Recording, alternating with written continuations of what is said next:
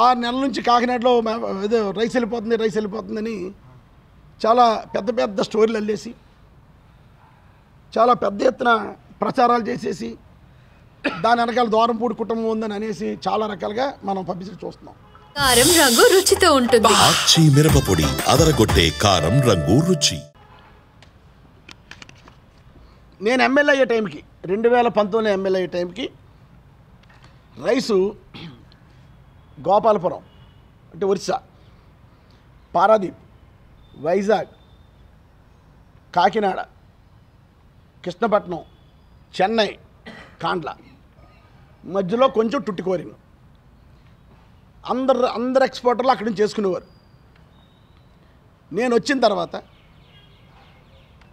రైస్ని అంటే almost all 98% ఇండియాలో ప్రొడ్యూస్ అయ్యే రైస్లో 98% రైస్ కాకినాడ ఎక్స్పోర్ట్ అయ్యేలా చేశాను. గర్వంగా చెప్తున్నాను, కాకినాడ ఎక్స్పోర్ట్ అయ్యేలా చేశాను. దీనివల్ల కాకినాడలో లారీ వాళ్ళందరూ బాగుపడ్డారు, దీనివల్ల బోట్లో ఉన్న వాళ్ళందరూ బాగుపడ్డారు, బాధ్యుల వాళ్ళందరూ బాగుపడ్డారు. అందులో పనిచేసే సుమారు 10,000 మంది కార్మికులు బాగుపడ్డారు. ప్రతి వాళ్ళు 4-5 ఏళ్లతో భోజనం చేశారు, చాలా హ్యాపీగా ఉన్నారు అందరూ. ఒక్క ఉదాహరణ చెప్తాను. జస్ట్ లాస్ట్ ఇయర్ ఈ జనవరిలో హెచ్ఎంఎస్ అనే సంస్థ, ఆ సంస్థలో ఎక్కువ అందరూ కూడా మీ కమిటీ వాళ్ళు అంటే మత్స్యకార కమిటీ వాళ్ళే ఎక్కువ మంది అందులో సభ్యులు. సుమారు దగ్గర 1,500 మంది 1,600 సభ్యులు. పోయిన సంవత్సరం ఇదే జనవరి పండగకి వచ్చేస్తుంది, ఇంకొక 15 రోజులు జనవరి మన పండుగ వస్తుంది. ఇదే పండగకి పోయిన సంవత్సరం సుమారు 4 కోట్ల రూపాయలు బోనస్ పంచుకున్నారండి. చరిత్రది. అంటే వాళ్ళకి అంత పని దొరికింది, అంత వర్క్ వచ్చింది, అంత డబ్బు వచ్చింది వాళ్ళకి. పండక్కి 4 కోట్ల రూపాయలు పంచి వాళ్ళు 5 లక్షలు 30 లక్షలు పంచుకుంటారు. అటువంటిది 4 కోట్ల రూపాయలు బోనస్గా పంచుకున్నారు పోయిన పండక్కి వాళ్ళు. అంత బాగా ఎక్కడ ఎవరు బయట ఎక్స్పోర్ట్ చేయకుండా కాకినాడ నుంచి అందరూ ఎక్స్పోర్ట్ చేసుకునేలాగా అందరితో మాట్లాడి ఇక్కడ ఫెసిలిటీస్ కల్పించాం. అంతకుముందు నైట్ లోడింగ్ ఉండేది కాదు కాకినాడలో, నైట్ లోడింగ్ కూడా ప్రొవైడ్ చేసి పోర్ట్ ఆఫీస్తో మాట్లాడి లైట్లు వేయించి మన కాకినాడ ఉండే లేబర్ మేము నైట్ అయితే పనిచేయమంటే యూనియన్ సభ్యులు యూనియన్ ప్రెసిడెంట్ సెక్రటరీతో మాట్లాడి బీహార్ నుంచి వర్కర్లు తెప్పించి పగలు మన కాకినాడ వర్కర్లు చేసుకుంటారు, నైట్ బీహార్ వర్కర్లు చేస్తారని చెప్పి పోర్టుని అంత బాగా అభివృద్ధి చేసి 98% ఇండియాలో ప్రొడ్యూస్ అయ్యే రైస్లో 98% కాకినాడ ఎక్స్పోర్ట్ చేసేలా చేసాం. గర్వంగా చెప్తున్నాను నేను ఈరోజు.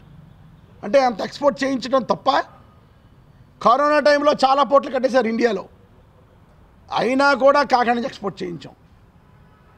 ఈరోజు మన కాకినాడ పోర్టులో కరోనా టైంలో ఎక్స్పోర్ట్ అవ్వకపోతే కొన్ని దేశాలు బియ్యం లేక చనిపోదును, అటువంటిది ఎక్స్పోర్ట్ చేయించి ఇంత బాగా సిస్టమ్ని బ్రహ్మాండంగా చేసుకొచ్చాం. ఢిల్లీ, సింగపూర్, బీహార్ ఇటువంటి పెద్ద పెద్ద కంపెనీలు కాకినాడ వచ్చి బ్రహ్మాండంగా వ్యాపారం వాళ్ళందరూ కాండాలు చేసుకునేవారు, లేదా గోపాలపురంలో చేసుకునేవారు. అటువంటి వాళ్ళని తీసుకొచ్చి కాకినాడలో మంచి ఫెసిలిటీ ఇచ్చి తొందరగా లోడింగ్ అయిపోయేలాగా బాధ్యుల కెపాసిటీ పెంచాం. బాధ్యులు 300 నుంచి 350 టన్ను ఉంటే ఈరోజు 800 నుంచి 1000 టన్ను చేసాం.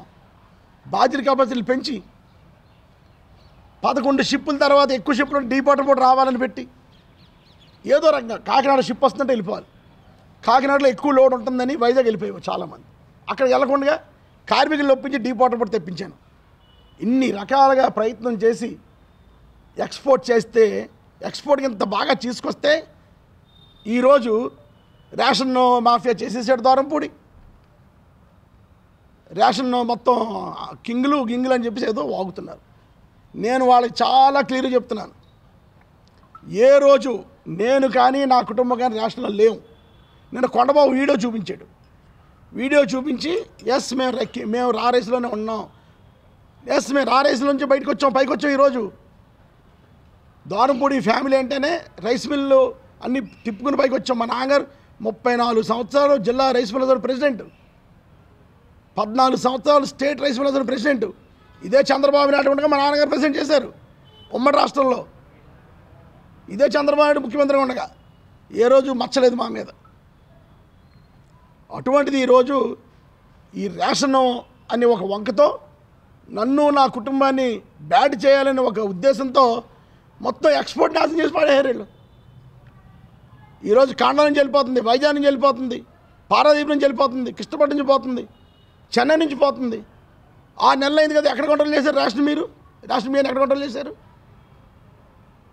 ఈరోజు ఛాలెంజ్ అని చెప్తున్నారు, గుంటూరు నుంచి ప్రతి రేషన్ బియ్యం కూడా చెన్నై వెళ్ళిపోతుంది.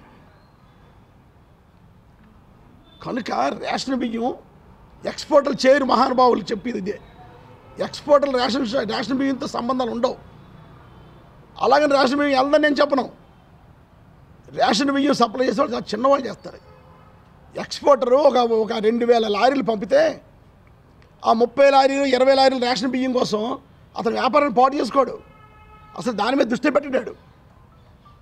ఫస్ట్ అది తెలుసుకోండి. Psychology first, human psychology, business man psychology ఏంటంటే, వాడు 2000 లారీలు పంపితే వచ్చే ముష్టి 20 లారీల కోసం 5 లారీల కోసం రేషన్ బియ్యం వరకు వెళ్ళరాళ్ళు. అది చేసే సెక్షన్ వేరేగా ఉంటుంది. అది ఛేదించండి మీరు. అది ఛేదన ఎక్కడవుతుంది? 100% కాకినాడ ఎమ్మెల్యే కొండబాబు గారు రేషన్ షాపుల దగ్గర బియ్యం కొనేవాళ్ళ దగ్గర 5 లక్షల రూపాయలు తీసుకుంటున్నాడు. 100%. ఇది పవన్ కళ్యాణ్ తెలిసింది కాబట్టి మనం మాట్లాడాడు ఆయన. 100%. ఈరోజు నువ్వు ఎమ్మెల్యే అయ్యావు, ఏం చేసావు? పోర్టు మీద ఆధారపడే వాళ్ళందరూ కూడా అంటే మీకు ఏదో రకంగా బంధువులు అవుతారు కదా వాళ్ళందరూ. ఏం చేసావు ఈరోజు?